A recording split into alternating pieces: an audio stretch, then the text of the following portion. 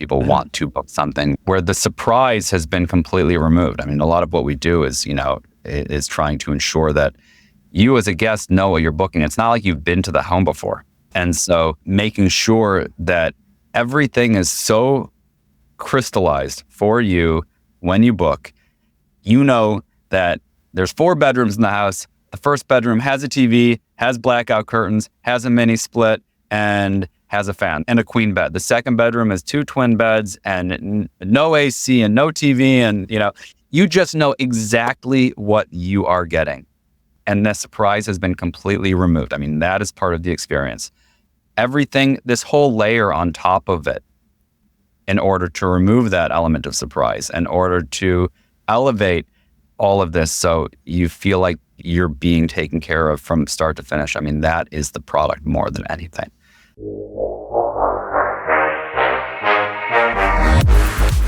You're listening to Slick Talk, the hospitality podcast, a podcast for those who are in and around the hospitality industry who love, live, and breathe what they do. You can join us for candid and unscripted conversations with hospitality experts and founders as we go deeper into their personal stories while they're sharing their triumphs and trials that got them to where they are today. I'm your host, Wil Slickers, and you're listening to an episode of Slick Talk, the hospitality podcast. Now, let's begin.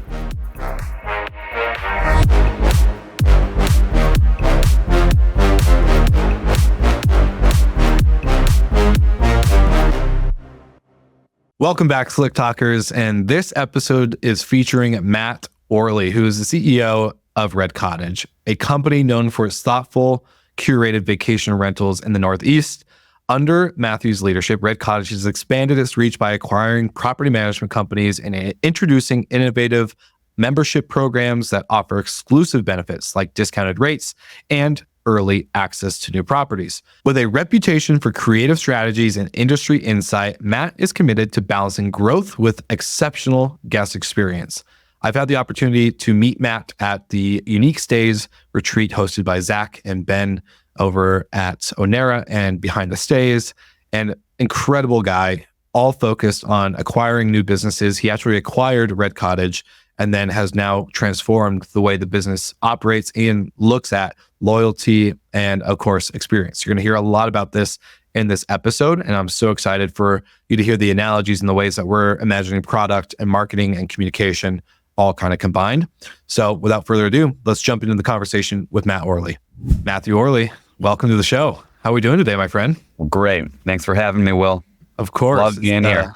Yeah, it's great to see you. I know we've crossed paths at Unique Stays Summit by Zach and Ben and all the stuff I kind of covered in the intro. So it's great to finally sit down and, for the listeners, I'm not going to tell them. Well, actually, you're hard to miss. You're everywhere. I'm everywhere. You're everywhere. That's good. That means I'm doing my job, thankfully. But Matt, I'm excited to talk to you because you jump into the industry acquiring Red Cottage, and now you guys have acquired multiple short-term rental businesses. You've launched membership. It's incredible. And you're doing things that I believe in the traditional vacation rental sector hasn't really been done, at least to the speed that you guys have done. So I want to talk about the way you guys think about moving and how you guys make these decisions on launching membership and what kind of internal thinking kind of goes behind the scenes with you and your team in creating this brand and elevating what you guys are offering your guests. It's a great question, and I think the short answer is that it's never where you want it to be or what you want it to be, especially at launch. And I mean, the membership was always something that I was thinking about from the time that I came into this business and this industry, only because you want to find a way to build recurring revenue into this kind of business. It's not easy to do so. And we were trying to figure out how to work it into the software for so long, and they just never were aligned. And, by the time that we finally did decide to launch, it was just this feeling of, let's rip this Band-Aid off, because we know that we can do this.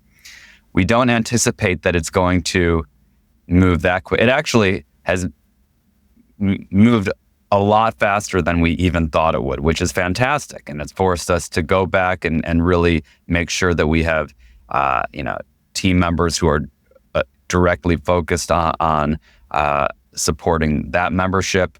But, we're building it as we're going, and we're, trying to figure out where we need to prioritize our resources just in order to make sure that, we're able to maintain a very high quality and high standard there. If you are a member, I wish that some of the things that we do offer and that we deliver on were more baked into our software and our tech stack than they are. But ultimately, we're getting there, even if it's not the smoothest process.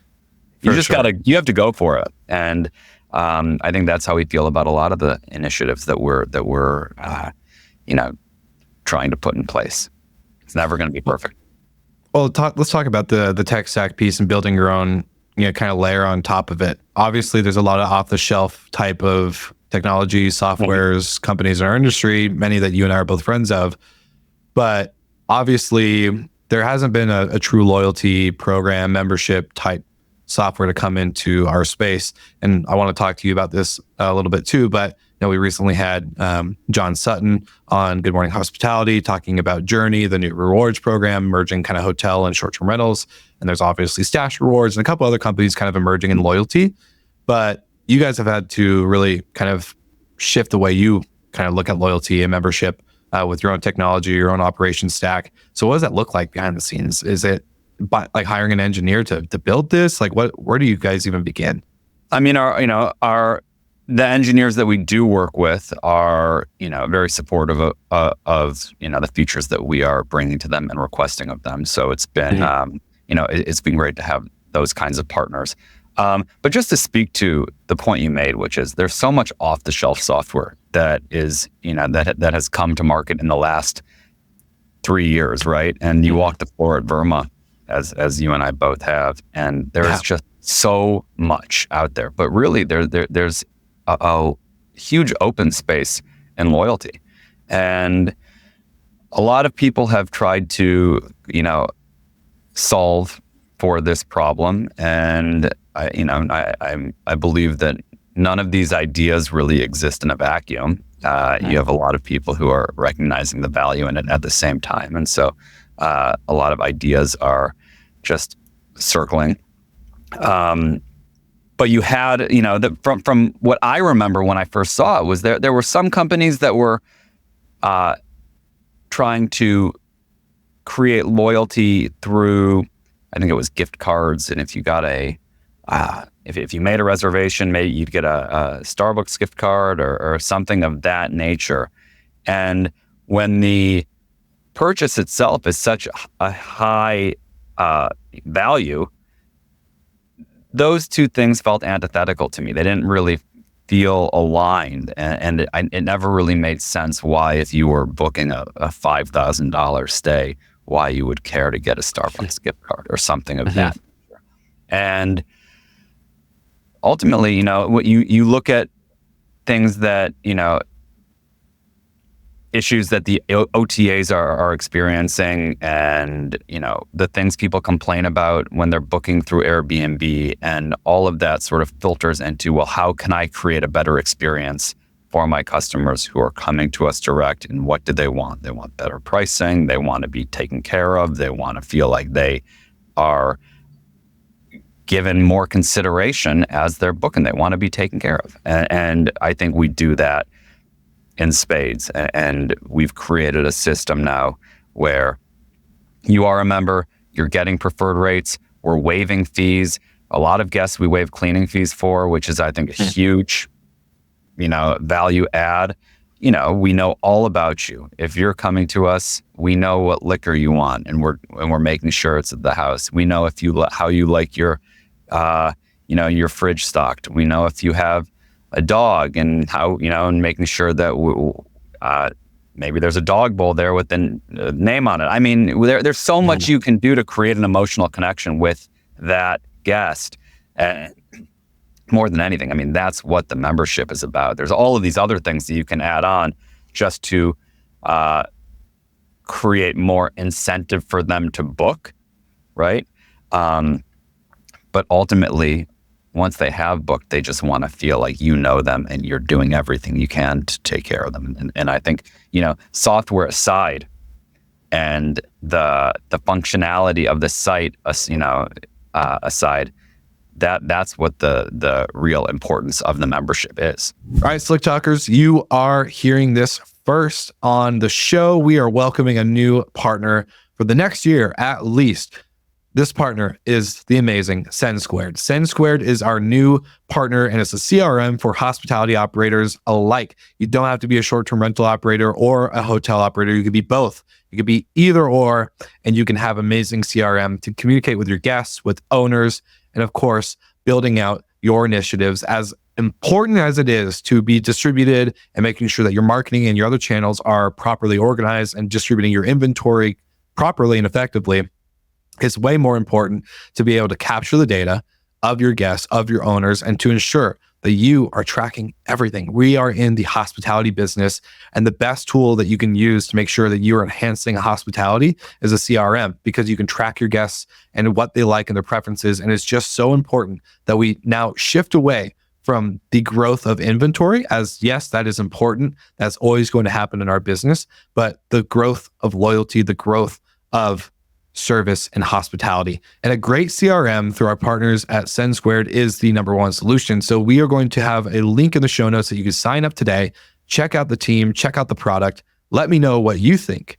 And of course, let the team know that we'll send you from Slick Talk, as they love to take great care of you. Thank you guys so much for tuning in the episode. And now we're back to the episode with Matt Orley. What do you think is missing in loyalty? When we envision loyalty in short-term rentals, obviously we kind of compare ourselves to the Marriott Bonvoys or the One Key programs, and like thinking about how can this happen in our sector, right? And like I think this is so unique because obviously all the inventory is unique, unless you're a condominium kind of urban operator, right? That has buildings that are all kind of same unit type, same design, kind of, et cetera. But it's so different. And so are we imagining loyalty in like too complicated ways, or are we not do we oversimplify? How do we kind of actually capture true loyalty in the vacation rental sector compared to the rest? Well, no one's really doing it, right? So I think that the people that I've spoken to, the other managers, people building in this space, I feel like they've overcomplicated it. And the common refrain is that, oh, well, how do we create loyalty or perks when we don't own the inventory? And for us, we own a partial amount of our inventory. The business is definitely driven by third-party contracts. But that is really, I think what people sort of lean into when they're concerned or worried or not sure about how they're going to build that in their business. And I think I hear that, and really I think it's overcomplicating it, because I think ultimately at the end of the day, your owners want to feel like you are maximizing not only their revenue, but also their competitiveness in the markets that they're in. And there is such a glut of supply. I mean, in every market that we're talking about, there is so much competition. And the more you can do to create a direct funnel from your guest to your owners and your portfolio, I mean, that is the value add that you're providing as a PM that no one else can do. And I think that it's one of those things that you have to really be gung-ho about. It's just a more innovative way of approaching the space. And it's ultimately, it bears fruit for sure. I saw a report recently through the Hotel Tech Report website, kind of about how, a bunch of technology providers, mostly in the OTA sector, channel management side of things, talking about how guests are demanding everything now, or going to demand everything. Do you see that? Yes, they're challenging. I'm not gonna deny that. Guests expect a lot, and they want a lot. And as the vacation rental segment has changed and evolved, their expectations have, have evolved in line with that. And I don't think any of it's unreasonable, right? But you look at where we are now, especially post-COVID, it's a completely different space than where, Airbnb was in the first 10 years of its business. And we're here to provide we're here to keep up with that and provide that service and make sure we're meeting those expectations. All right. So let me throw another kind of curveball at you then. I was talking with Simon Lehman at VRMA. We sat down, recorded a podcast Great guy. talking about Like Simon. Yeah, great guy. Shout out to Simon.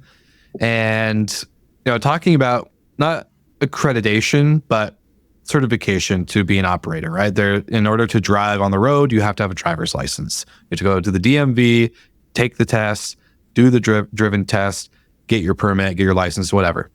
There's a whole process to that. And Simon kind of talks about, the barrier to entry in our industry has kind of been too low over the last couple of years. During COVID, everyone could get an apartment or take your parents' second home and list it up on Airbnb. And basically, there you go. You're making a little bit of money.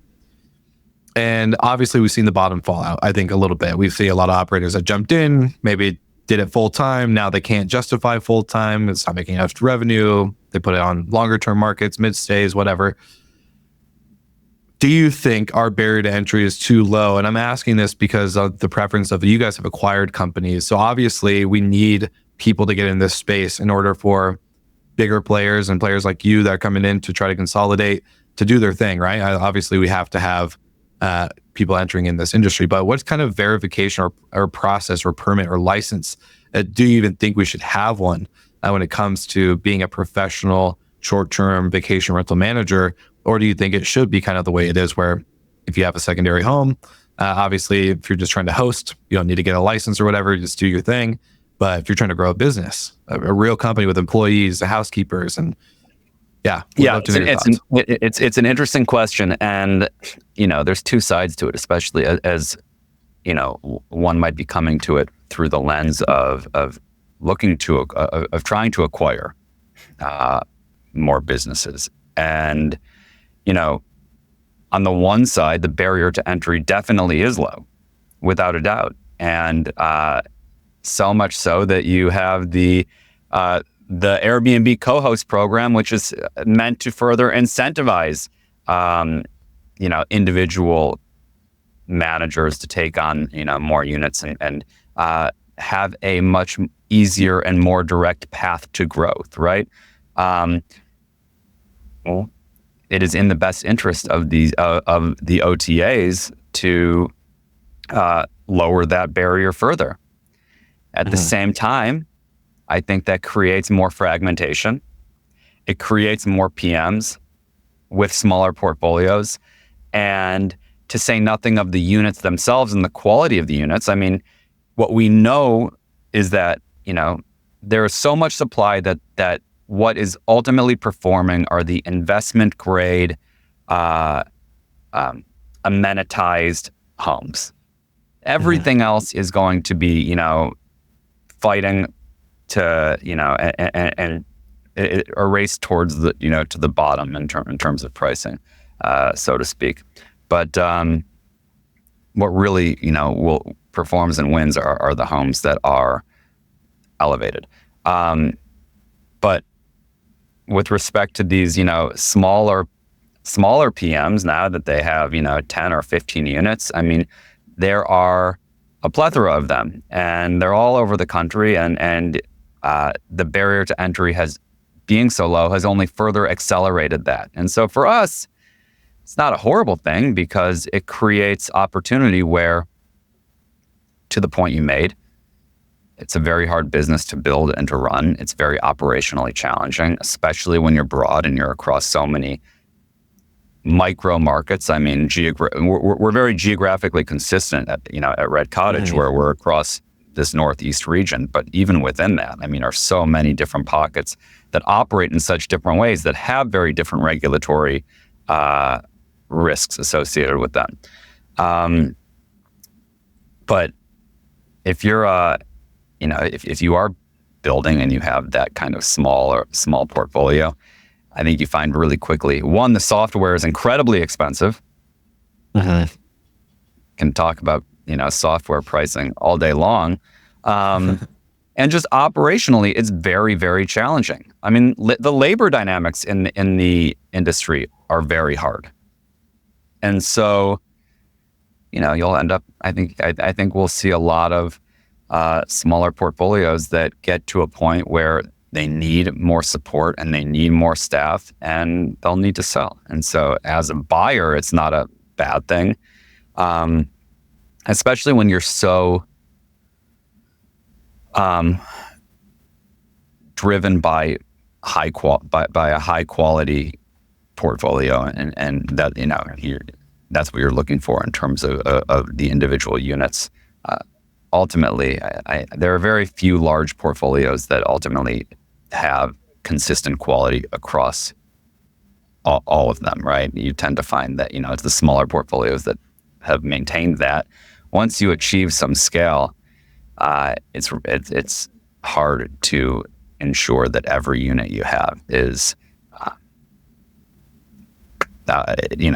top tier. I consider us to be rather price agnostic, where we cover every price segment. Everything that we do have is very well designed and very thoughtful and warm and a vibe in its own right. But I definitely wouldn't say that every home we're taking on is just the most elevated. I avoid the word luxury at all costs, but it's definitely just unique and thoughtful. And we find that that's easier for us to see in smaller portfolios than it is, another large business. Well, speaking of software costs, right? We talk about, I've said this 1,000 times, so I'm sure the listeners are tired of it, but Robin Cragen always talks about, being $20 to death, right? Where you add one software, it's $20 here, $20 there, $20 a door, $20 per month, whatever. And then all of a sudden you $20 yourself to death and you have no profit margin open because you're spending so much money on software, which I can see with the new operator, right? Shiny. All of it's so shiny. I mean, you walk Burma and you're like, wow, that seems amazing. I need that. I need this. You think you need all this stuff. You probably don't need most of it. 100%. But like the question is, when it comes to efficiencies, it is such a human capital intensive business. It, definitely software helps. We all know how important a operations software, a PMS, and all these other softwares are. But where do you think the operators today, the new kind of generations are still building, they maybe not as established over time in the sense of 10, 20, 15, 30 years of operations, say within the 5 years, how do operators become more efficient? Where is the profitability line that doesn't cross where it takes away from the guest experience? You got to talk with Horst Schulze, the co-founder of Ritz-Carlton, and talks about you could take out the chandelier in the lobby because it's too expensive and the guests don't care. They're not there for the chandelier. They're not there for the lobby couch. But when you do start taking things away and trying to be more efficient, eventually you start taking away from what the guests truly value. Not saying that they value the chandeliers or the couches, but it starts with that and it works its way to the guest. And would love to know, the efficiencies that we can make as operators, how we don't take away from the guest value, yet still make sure that we're making money. We're all in this business to make money. We're all in this business to sell or to acquire or to get to a certain period or point in business. So I guess where's that fine line and what do you see? I think and the question is our efficiency and experience diametrically opposed? And that's the thesis we're going to break into. It's a good question. The business itself is, it's all about communication more than anything, right? We are, we have so many different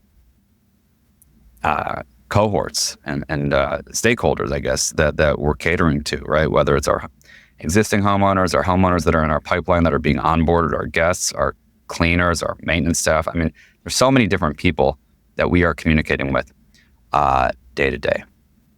And we need to be most efficient with our comms and our ability to just quickly go back and forth. I think the most critical thing that we've built into our business this year is that now we're entirely text message based to every single person. And we've gotten, the business, used to be, it was all email, and you'd get these owners who, would, keyboard warriors who would send, their 8 pages of their thoughts on pricing and design and all of these things, that it was impossible to respond efficiently. And even since we've been able to move everyone to text, it's been just a phenomenal thing for our business. It's allowed our business to be more nimble and move more quickly. That was something. Is it because of like taking away the time it takes to type out that long email, or that you're not sitting at your computer and you're able to be people mobile? are less inclined to type out that email over text. But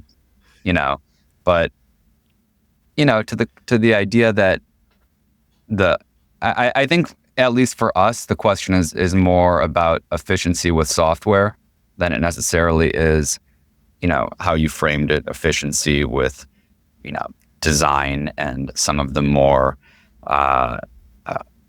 some of those harder items that are on site. I mean, we're obviously not designing the vast majority of our homes, and they're being brought to us fully furnished. But we want to make sure, at the end of the day, as long as we can streamline our tech stack and we can remove software, but as long as it doesn't take away from our ability to communicate efficiently, that's the most important thing that supersedes everything else. And we've definitely taken we've cut a number of services this year. I'm a software junkie. I will sign us up for anything. And I think when I came into the business, I was like, we got to have that. We got to have this. We got to have that. And we had so many services that we were signed up for, and I've cut a lot of them. And as long as we're not making our communication more difficult, you don't see it. There's no real, it doesn't hurt the business here. So you don't see any like operational efficiencies that people are doing or not doing, but like could be implementing outside of communication. It's not, that's not the core focus for you guys, or just communication opens up that door to make it more efficient. I would love to kind of dive into this more. Yeah, I think communication makes the business, smoother communication has made the business incredibly more efficient. Absolutely. And, there's a lot of things that I think about, some of these like guidebook, the software, check-in software, or the guest vetting software. I mean, all of this stuff is bulky. It is expensive, and I think in having really efficient and smooth communication with the guests from the moment they're booking and the moment they're engaging with you, I think you do away with a lot of the need for all of this other stuff that seems shiny, but it is just adding to your tech debt. So good communication requires less softwares, which requires less operational headache, basically, is what you're trying to say. That's it. That's it. Okay. That's it. Well, that's a perfect distillation of all of that. Well, I'm trying to break it down because, reading a lot of the news, obviously, we just had the election a couple of weeks ago, and looking at like government efficiencies, and stories are coming out right around this, and I'm thinking of like, okay, like how am I being more efficient in my business? What areas am I using AI to speed processes up? Am I creating too many extra steps?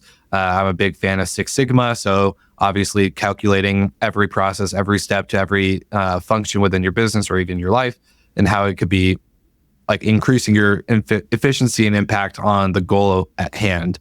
And in my head, it kind of comes down to like, oh, let's just chop, this process, and let's make this better, and let's make this prep. That's absolutely. I never think about communication. But I never think about communication. It's all communication. The whole business that we're in is communication. And you have so many people at any given moment who are trying to engage with you, and they want to feel heard, that no one wants to feel like their message is sitting there longer than it needs to, that no one wants to feel ignored, right? Sure. And especially when you have so many homeowners that you're working with, and who are looking for answers, and they want answers immediately, right? That the entire business is, it's about communication. It's about improving communication. I'm going to avoid stepping into, any of the, you open the door, to about government politics, and I'm not going to take that bait. But absolutely, we are trying to figure out where we can cut, and there's so much bloat that we've built this infrastructure that is incredible and robust and supports a membership program at scale and allows for us to just maximize our revenue and have these other ancillary revenue opportunities. And right, that is the goal. But we can absolutely at the same time cut out things that aren't directly contributing to that, and without detracting from the guest experience.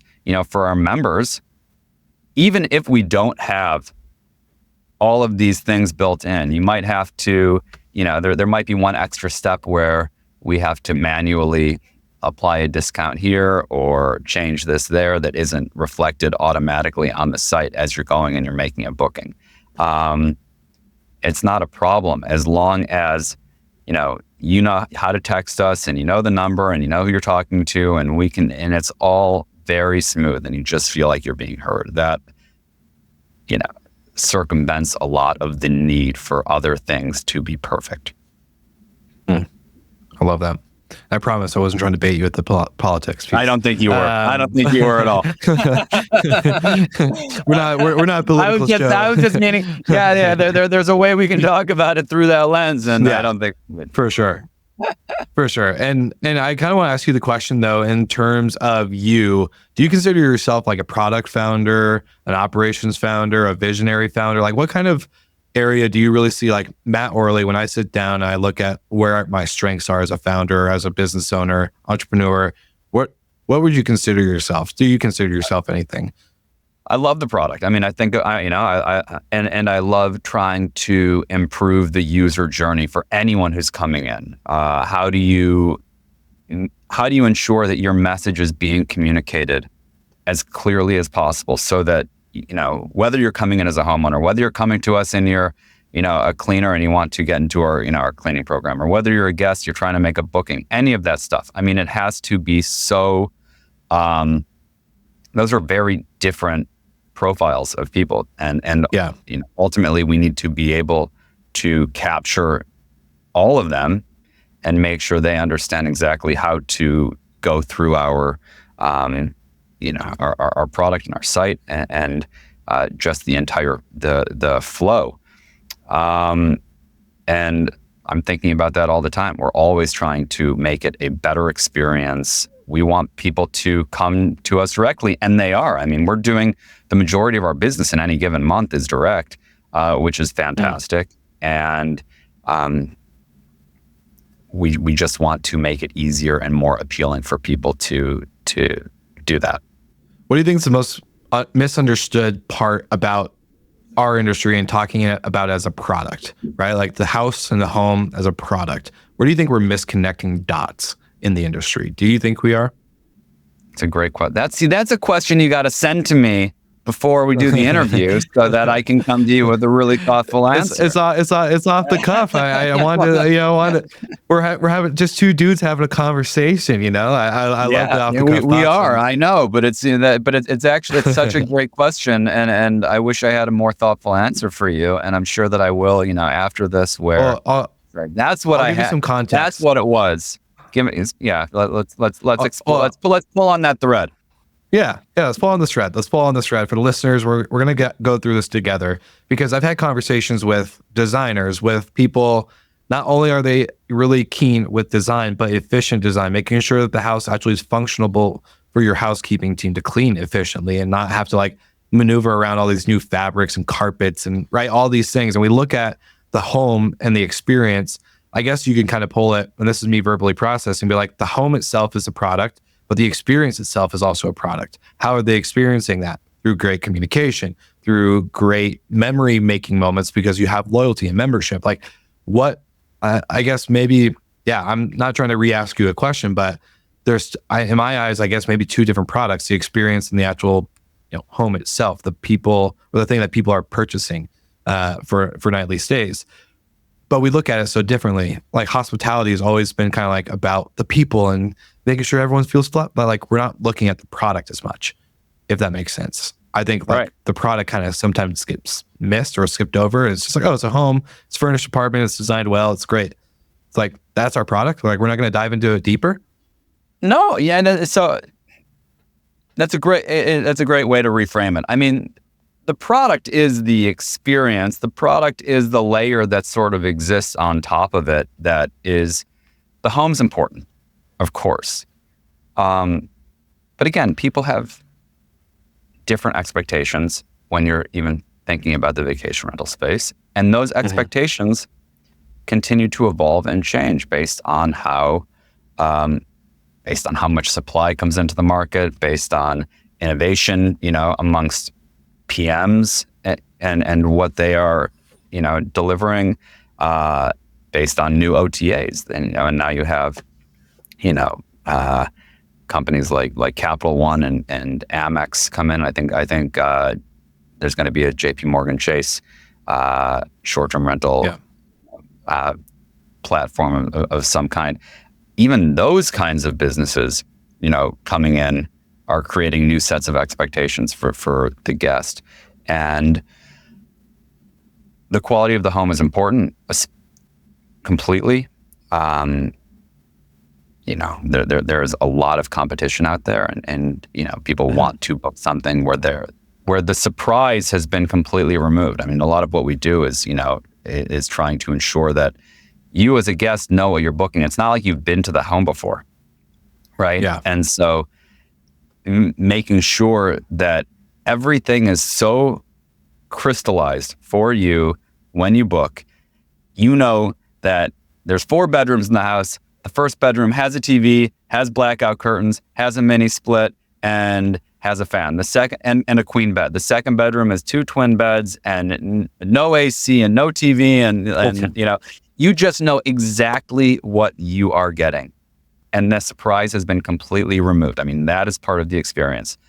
Everything, this whole layer on top of it, in order to remove that element of surprise, in order to elevate all of this, so you feel like you're being taken care of from start to finish. I mean, that is the product more than anything. And I think that's what we're doing at the highest level, right? For sure. Is that the answer to the question? That. Yeah, no, I like that, because like yes, the product needs to be good, right? The house needs to be well designed, well established, and then of course the communication about that needs to be there, as you mentioned, and then that enhances the experience, which is overall product, right? Like we have to, which is overall product, and that is what you're selling. Yeah, absolutely. Yeah, and I maybe let's bring it to a real life scenario. It just kind of popped in my head, and I'm sorry I haven't sent anything over to you. It's just, this is like I like this conversation. I think the listeners like to know that. They like to know that we haven't, you haven't pre-fed the questions to me. Yeah, we're not scripted here. We're real. But okay, so let's look at the Jake Paul and Mike Tyson fight for a second, because I've had strong opinions about this. I've been waiting for you to bring this up. And I'm surprised it took you this long. Well, okay, so there's many statements about, for listeners, if you don't know who Jake Paul is, big YouTuber, makes multiple brands, all this stuff. Mike Tyson, I'm waiting to hear how you tie the Tyson Paul fight to the vacation rental industry. Just wait. Land this plane. We're about to connect the dots. So there's been statements obviously leading up to this fight that Jake Paul is the biggest and the baddest or the best marketer in the world. And part of me is like, okay, I can see that statement making sense, right? He got tons of eyeballs on that fight. He got Netflix involved. He got Mike Tyson to agree. He got, all these things. He got the women's championship belt fight right before as a co-main event and enhance that woman elevation in sport, athletic sports, and boxing especially. And so, yes, I can see like those things are all great. Tons of eyeballs, tons of stuff. But the overall product, the Mike Tyson fight versus Jake Paul, sucked. The broadcast sucked. Netflix, the biggest streaming platform in the world, can't do live streaming with good quality. The commentators were annoying and awkward. It was not the most best commentating thing where you're just like, what the hell are we listening to? And then the fight was horrible. The fight was horrible. Jake Paul and Mike Tyson barely threw any punches. Jake did and quote unquote won by the scorecard, but in my head, it was a horrible product. So can you call him the best marketer of all time when the product sucked? And that to me is like, how do we, like, I guess the product of vacation rentals, how do we make sure that we're marketing it Depends appropriately? what you consider the product. It depends what you think of as the product, you know? And that, you know, the fight, I think, was one element of this, you know, long drawn out performance. Okay, communication is key. You know, we're talking about this with Matt. We're talking about technology. We've talked about the efficiencies, and communication is so key. And one of the best ways to not only help you communicate through a CRM or a product like Send Squared is actually through a property management software like Hostfully. So Hostfully integrates all of your properties, your listings into one database, into one software that allows you to control your calendar, even connect dynamic pricing, and of course, communication. So don't just take it from my word. Go to hostfully.com. You can sign up today. Actually, even check out their industry report. They launch an industry report every year, and it's something I anticipate so much because there's so many insights and, of course, amazing quotes from industry leaders like many people have been on the show, and even myself. I've gotten to give quotes every year as they've been a great partner with Slick Talk. But without further ado, go to the link in the show notes, get with Hostfully, grab the special promo and discount that we're giving all Slick Talkers. And of course, we are back to Matt Orley and the conversation at hand right now. All right. Yeah. That's what people paid for, though. They paid for the tickets to go there. The people took 5 hours of their day to watch this live stream on Netflix. All this hype leading up to it. I would, in that analogy, Mm-hmm. I think as you apply it to what we're doing, for sure. When I think this is, you know, I'm going with the analogy that you've teed up for me. All right. I mean, this was your, your example. I think in that analogy, the fight is more equivalent to the house, and you get there and whether for sure you don't want people to feel let down by the home. And we're doing everything we can to ensure that the homes that we have are of the highest level, that they are the most designed, that you're going to get there and love them. Absolutely. Right. But in my mind, that's not the product. And let's look at that through the lens of membership. And I think that there's a parallel here that runs nicely. Because we're trying to think of all the ways that we can enhance the overall experience, irrespective of the house. You might come to 4 or 5 different homes that we manage in a year, right? Because you want to try a different place, or maybe your group is different, or you want to try a different town, and you know, you want us to make recommendations to you while you're there. I mean, that is really one of the most unique elements of what we do, just in that we're so geographically consistent in this East Coast, you know, area. You know, our portfolio is large enough, but also, you know, consistent across the quality of the homes themselves. And then we just have, you know, such a high percentage of direct bookings that we get guests who are coming and staying with us multiple times a year for different weekends each time, right? It's amazing. It's one of the best things that we have in our business. I love it. But in that scenario, the house almost matters. You know, the house is secondary to just what you're getting and the experience and how efficient we are making it for you, and all the other bells and whistles that might come with it. And when I think about what we're doing with membership to further build it out and make the value prop just that much more clear, there's so many cool things that we can add on. I mean, we're going to be adding a partnership with spas, so that if you're staying at a home, you can get spa access, near where you are, co-working access.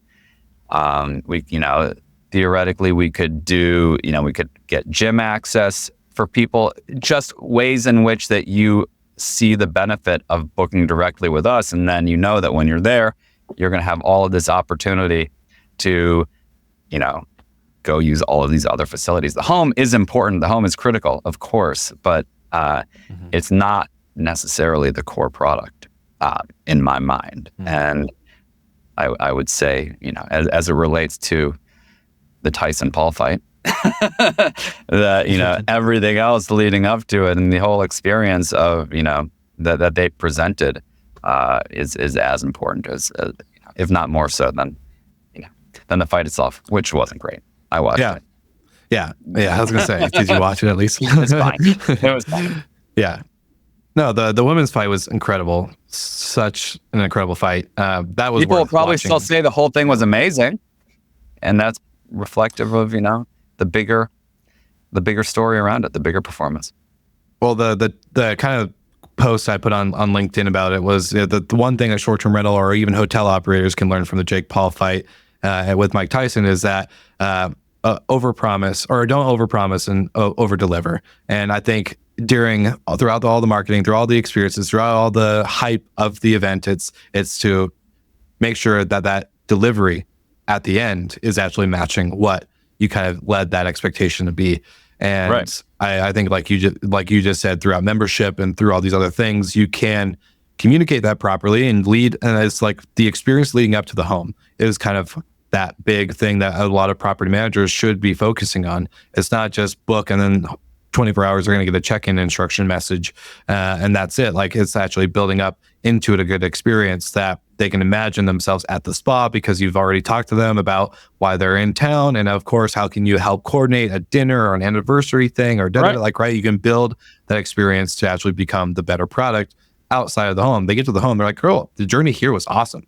And it's actually met my expectations. I know that this bedroom is a twin bed with no AC, and then the other one's a queen bed with AC, and blah blah blah." Like, right, all the things you said. Well, you just removed the surprise. You remove the surprise, but then you can tell them, "Hey, you should drive this way. It's going to take you an extra 2 hours, but it's beautiful." Like, you want the whole thing, start to finish, to be to be part of the experience. So that's how we landed. That's how we connected Jake Paul. Communication. Yeah, I was gonna say this is how we land the plane and connect Jake Paul fight to short-term rentals is the communication, the build-up, and of course the follow-through and consistency. So I think that helps for the listeners that maybe feel like we went on a tangent, but I do think about it quite often, right? Like, the product piece is so important, and I think it's the delivery, the expectation set, and there's a lot of pre-work, right? Like, I think the industry, or maybe even people that are first-time entrepreneurs getting into hospitality, it takes preparation. Victory does take preparation.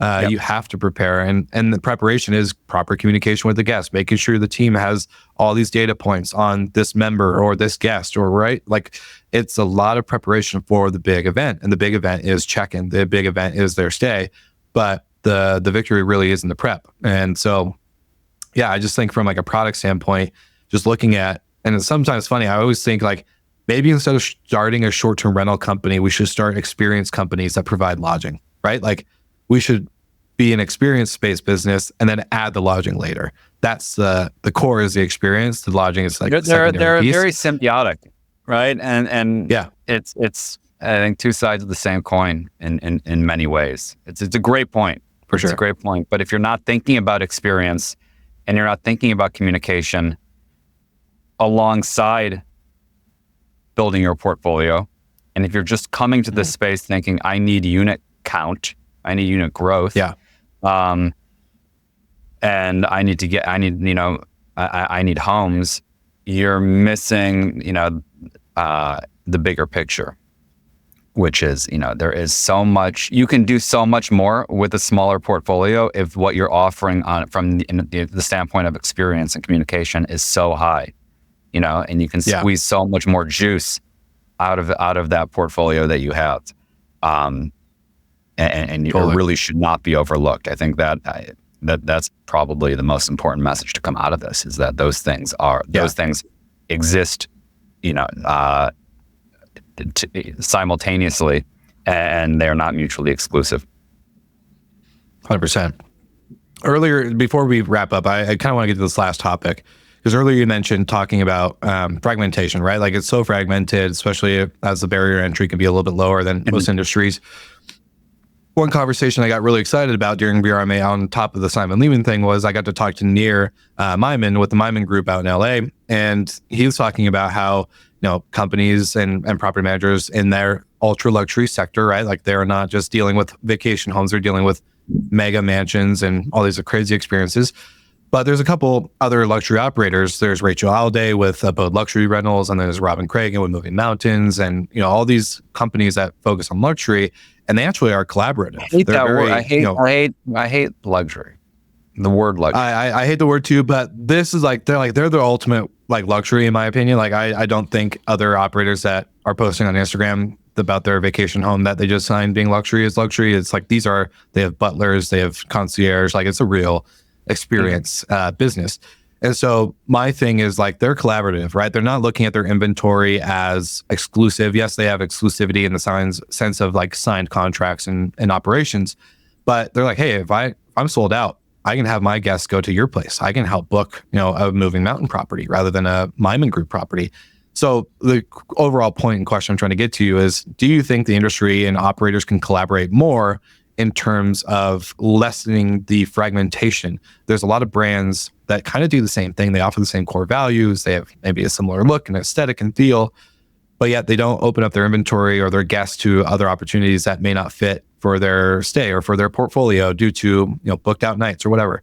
So do you think we can collaborate more as operators in order to enhance what we're trying to do in hospitality, not just in portfolio growth? Yeah, that's a tough question. Because, listen, for most PMs, the North Star for them is portfolio growth, right? And unit count. And we know that to be true. In order to build a business in this space, you need scale. And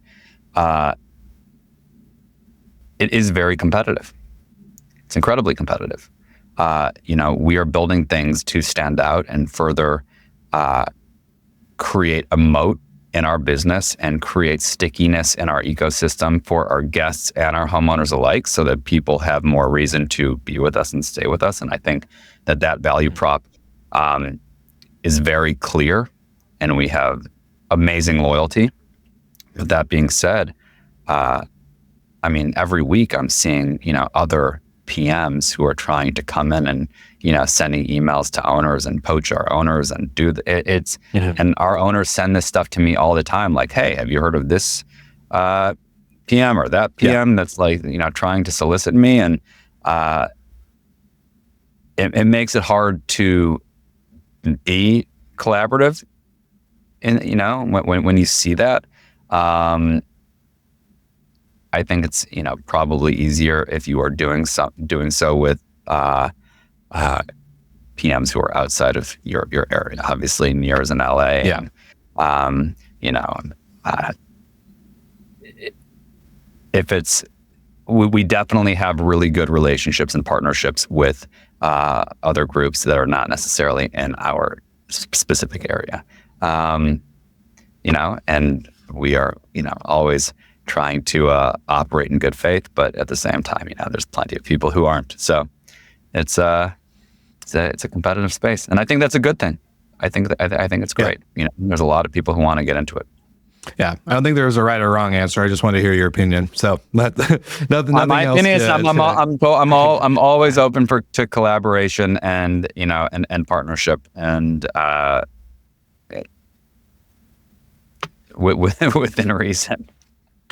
Yeah, within a reason. Yeah, no, it makes sense. And it's just, it's always an interesting piece, because I never heard of it kind of explained the way Nir did when it came to exclusive inventory and non-exclusive. So it's like having a kind of two portfolio mix, to be able to offer, more crossovers and To take an example, I've seen in some areas that we service, there are other PMs and there are new entrants coming into market who are looking for scale, and they have non-exclusive inventory on their site. But at the same time, that any of these groups, the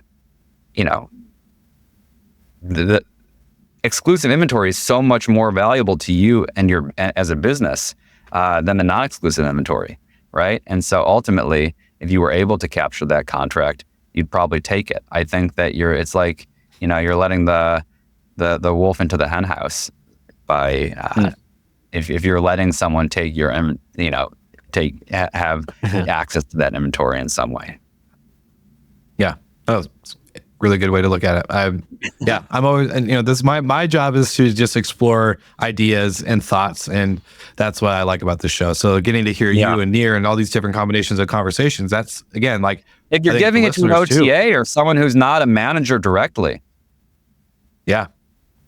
You know what? Here, I was going to use an example. I don't even know if it's worth naming them. There is an OTA that has morphed and shifted a number of times already, and they started out owning all of their inventory, and now they have third-party contracts, and they're a manager, and now they have. It seems like they're pivoting again, and now they're an OTA, and so they asked to partner with us, and take on our inventory into onto their booking site in a non-exclusive way, when at the same time they have this other vertical to their business where they are acting as a manager. So why would I put my inventory on your site so that you could have more scale when likely, when you are you're managing in my area. What's to stop you? And they're like, oh, we would never do that. It doesn't make any sense. So if you're just purely an OTA, maybe there's more appeal. But if you're a manager also in some capacity, I don't know why you would ever do it. Yeah, it's like if Capital One or these bigger banks had gone into it, they're like, hey, we're going to offer your homes to our loyalty card members, but we also have our own property management company that we've launched, and we are already global. You should join us and be a part of it. And not that I love Capital One, so shout out to the ladies and the team over there that we get to talk to and work with. But great partners. Great partners, phenomenal. Love you. But it is, it's very much like if they, kind of jumped, or if Marriott Homes and Villas jumped in the space and said, hey, we're going to manage all these homes across the country, even though we're mostly a hotel company, yet they did it the right way. They came in and say, we want to partner with the right property management companies. We're not going to try to manage the homes and do something we haven't done. We're just going to be able to offer this to our rewards members. And that's a great value add. There's a clear distinction, like you said, right? Like it's not exclusive to Marriott Homes and Villas. It's exclusive to you, but it's just an additional channel. They're not managing homes. They're not in your market. They're not, turning over the properties or talking to owners and doing all this stuff. So I think it's kind of like, knowing the lane that they're in. Yeah, exactly. Yeah. Well, Matthew Orley, this was one hell of an episode. We've chatted for about 53 minutes. This was a great episode. Great episode. I had a lot of fun. I love coming into the conversations you and I have had offline, the conversations we've had on the show, and kind of trying to mix the two and hear obviously more of your story. So my famous last question for all the listeners, as they know, is where can they connect with you if they want to talk more, if they want to follow along the journey of what you're doing with Red Cottage? Let's get that shameless plug out there. Yeah, our Instagram is Red Cottage Inc. Please follow us. Check out the new homes that we're launching every week. It's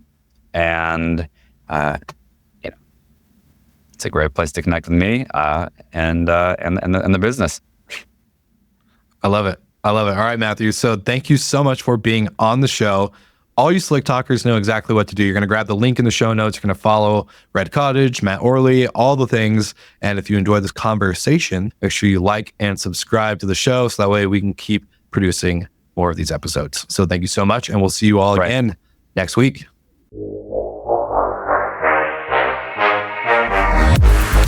Thank you so much for listening, and thank you to our show partners for making Slick Talk, the hospitality podcast, possible. We hope you enjoyed the show, and we would love to connect with you outside of the podcast. So you can follow us on all of our social media channels for daily hospitality content, or find us on slicktalkthepodcast.com. And don't forget to rate, review, and subscribe so you never miss an episode. I'm your host, Wil Slickers, and we will see you guys all again next week.